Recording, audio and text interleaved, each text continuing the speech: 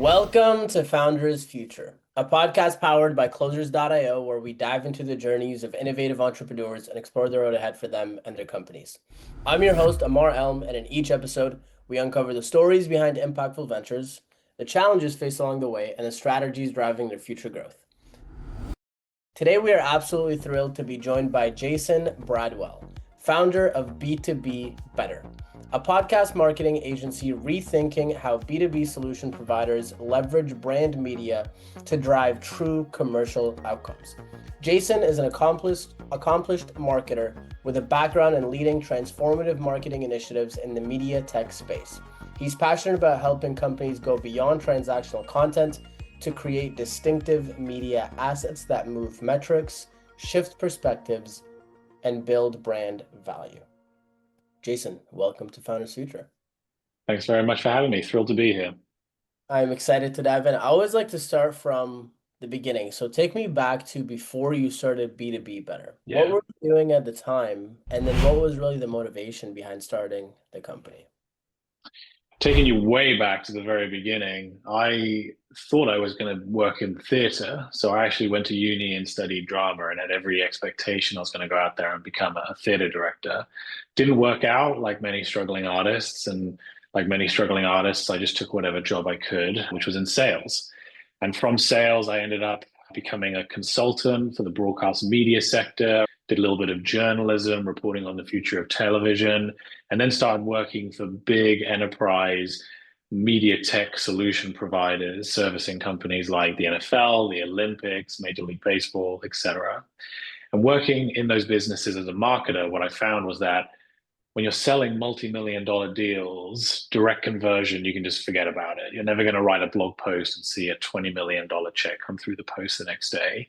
And so as a marketer in a sales-led go-to-market business, it was fundamental that I work to enable sales to sell better, to position them as thought leaders, to invest in our brand so that we were catering for the 95% of customers that were out of market at any given time, so that when the next deal cycle came around, we were well positioned to get our foot in the door.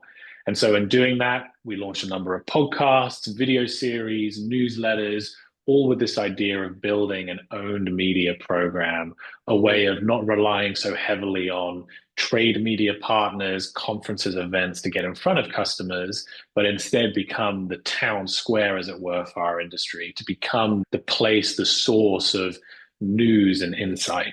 And when the company I worked at before starting the agency sold into private equity, I took what small sliver of that equity I was fortunate enough to be awarded and set up B2B Better, the podcast marketing agency that I've been running to this day.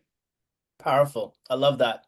Super curious. What made you decide to start a company instead of take the skills that you learned and go implement it in another company as an employee? Why start a company?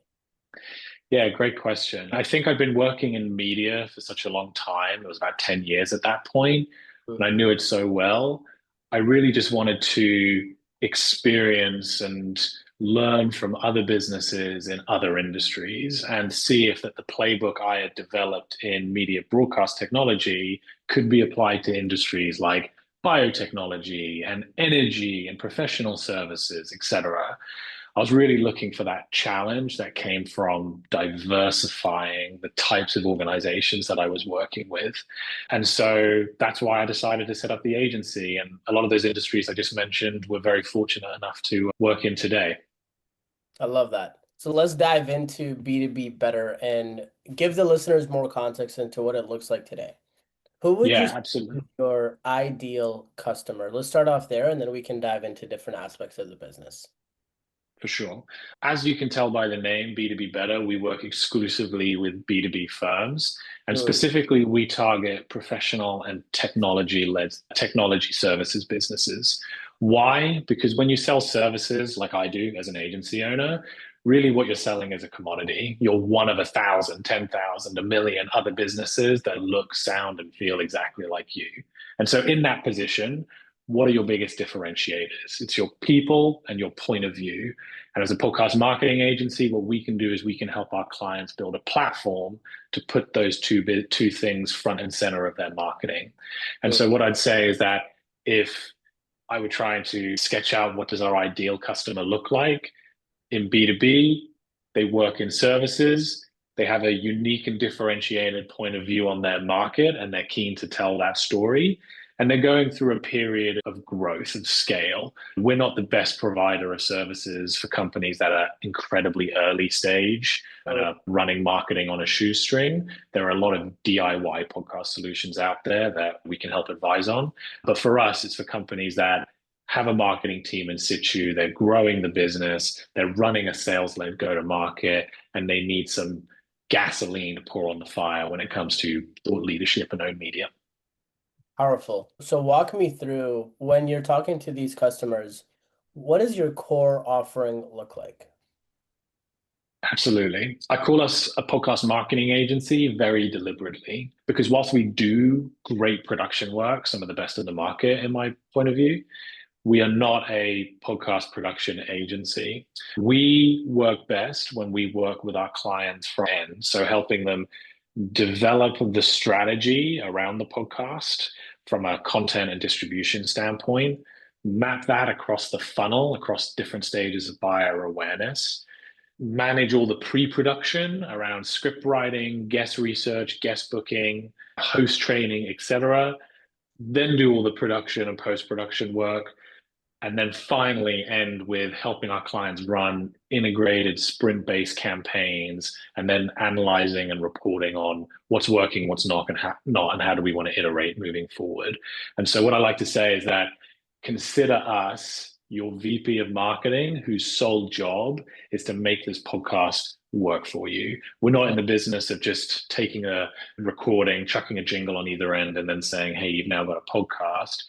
We go deep. We are marketers first, we're marketers that do podcasts, not podcasters trying to figure out marketing. Powerful. What does integrated sprint-based campaigns mean? It means that every single month we have a clear idea on how we are producing and distributing the podcast content that we are creating in pursuit of the North Star objective that's been set at the start of our project with our clients. So often the goal, the North Star metric, will be leads, revenue, profit.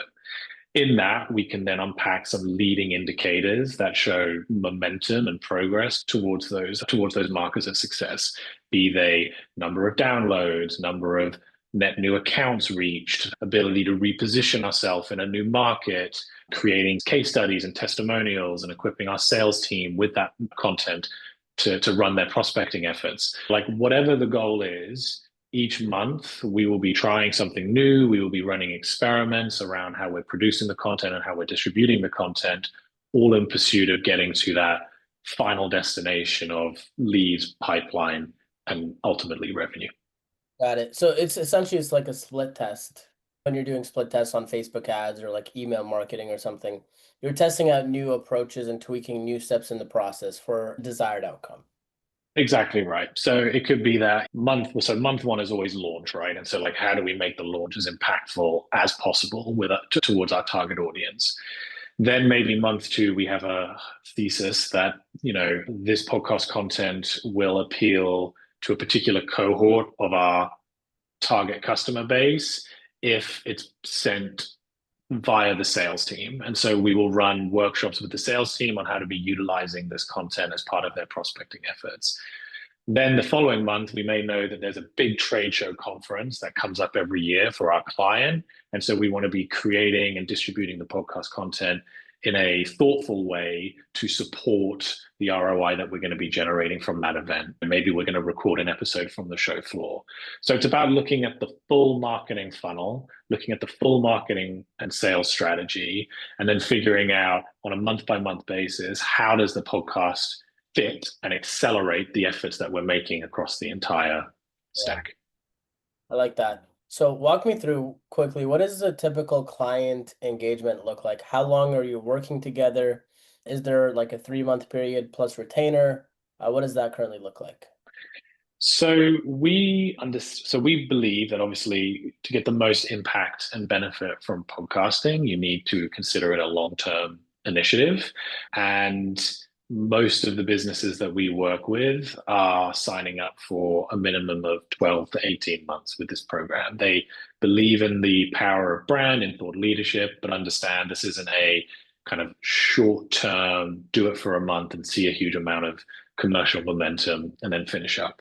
However, we also understand that in the current economic climate, not everyone is in the position to be signing 12 and 18-month agreements with their agency vendors. And so we have got a couple of packages to service that. The most popular one being our MVP, minimum viable podcast package, where customers sign up for a clear cut first season, which will usually be around 8 episodes. That season is designed to generate enough momentum and metrics to build the internal business case for a longer term investment.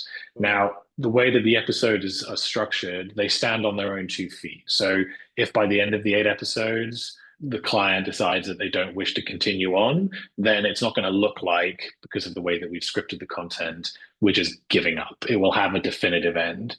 But if they want to continue, which happens more often than not, then there's an opportunity to say, hey, based on the huge amount of attention and awareness and success we've had with season one, we're moving straight into season two. Look for the next episode in your inbox next Wednesday. So yeah, that's how we tend to structure it. Very cool. When it comes to the back end of your business and your current customer acquisition process, what are you currently doing right now to generate more leads and to bring in more customers? Yeah, we're still a relatively young business. Whilst I've been running B2B Better since the beginning of 2023, we really only pivoted to the podcast marketing world about 18 months ago as a result of winning a number of podcast projects as part of the kind of consultancy work we were doing before. Now it's all we do. I'm fortunate enough that whilst I was in my previous employment, I was running my own podcast called B2B Better. And in doing so, built quite a large audience in the context of like B2B marketing, which enabled me to bring on an early cohort of customers right from the beginning. And that continues to pay dividends to this day. People who I met, I interviewed, who listened to my podcast two, three or 4 years ago, they still end up coming through our website or reaching out to me directly on LinkedIn, and we start a relationship, a commercial relationship with one another. Other than that, the other channels we're activating, of course, LinkedIn and my own personal thought leadership there. Cold outbound continues to perform for us, and partners. So there are a lot of other agencies out there that exist on the peripheries of what we do. And so developing referral agreements with them has definitely borne fruit. When you say cold outbound, is that cold email? What does that look like specifically? It's a bit of both, cold email and cold LinkedIn. Usually on cold LinkedIn, it's reaching into the network I have on LinkedIn and either asking for referrals or just touching base with people that you end up connecting to, but you don't end up actually knowing, which I think we're all guilty of, just hitting the connect button. What we tend to do when we're running cold outreach is we'll offer some sort of assessment or workshop or some sort of value add to the person on the receiving end versus going directly in with the hard sale. The idea being that obviously, if we can run a workshop with someone free of charge, we can get a better understanding of their requirements, give them some advice, even if they're thinking about doing it themselves, at least to start with, so that they can get off on the right foot. And ultimately, it helps us do like a quasi customer research exercise where we're starting to get a lot of insights around how are brands at large thinking about podcasting and how does that ultimately influence how we position ourselves. Yeah. I'm super curious what your thoughts on this, because I had a gentleman on Monday and he was talking to me about his process when it comes to lead generation, and it sounds very similar to yours. But one thing that he expressed frustrations with is he would experience inconsistencies and unpredictability at times when it comes to certain lead channels. I'm curious for you, what has been your experience thus far when it comes to lead flow specifically? Have you experienced any of that? And if so, what would be your plans to mitigate that? The inconsistency we see when it comes to lead flow is down to the amount of time and attention I can give personally to business development. We're still a small agency, right? We've got 7 full-time employees here in the UK, and we work with a number of contractors offshore, but we don't have a business development team. And I, as the founder, am still very involved in the delivery side of the business. Less so increasingly, but I'm still involved. And so when it comes down to inconsistency, you can almost map it as being at times when I am more involved on the client service stuff than I am on the BD stuff. There is a direct correlation between the amount of time I spend on lead gen, be it more podcast content, more social media, more cold outbound, more partnership stuff, and the time that I don't. And so, yeah, I think all the cliche stuff, like pick 1 or 2 things, do them incredibly well, like before you start moving on to other things, like don't dilute your focus. All of that definitely applies. But I think for founders in small businesses, it's just about being incredibly strict with your schedule and saying nothing else is more important at this point than me doing something for business development.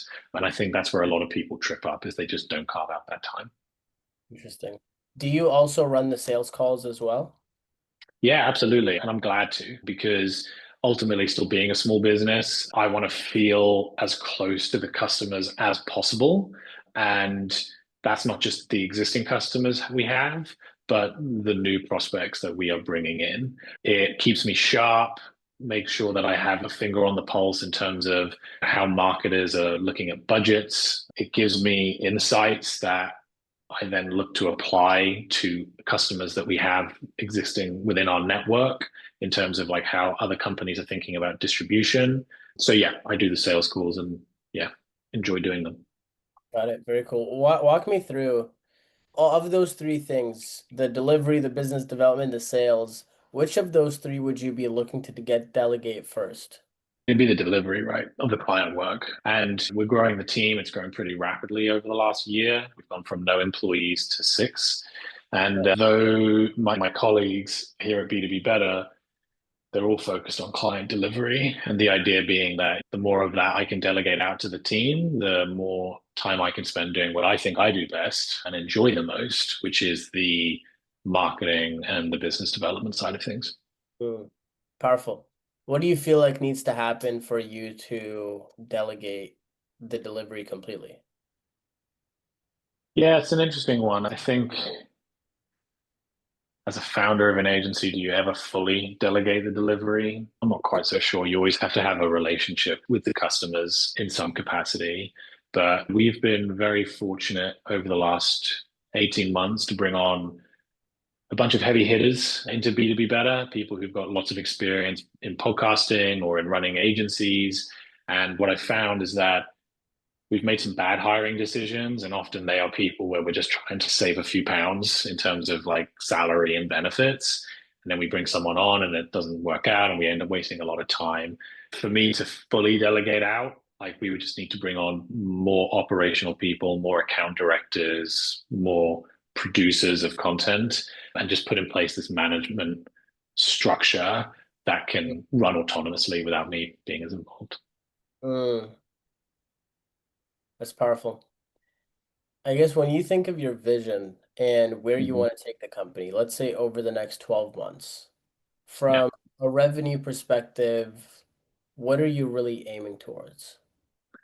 We have our revenue targets, and this year we're looking to grow our revenue 100% year on year from 2024, which I'm fortunate to say we are on track to do by the looks of things. The other metrics that we keep track of on a week by week basis is obviously profit margins, operating profit. Are we actually making money? I don't want to ever be in a situation where I'm running the agency and we're in the red. Maybe unavoidable at some point, but we've got very healthy margins right now, which is great to see. And then runway. Ultimately, the thing I care about most and take the most seriously is the responsibility that I have on my employees to make sure that they earn a good living and that they can support their families. And I'm very transparent with my team around how much have we got? Like, at what point do the lights go out and we have to shut up shop?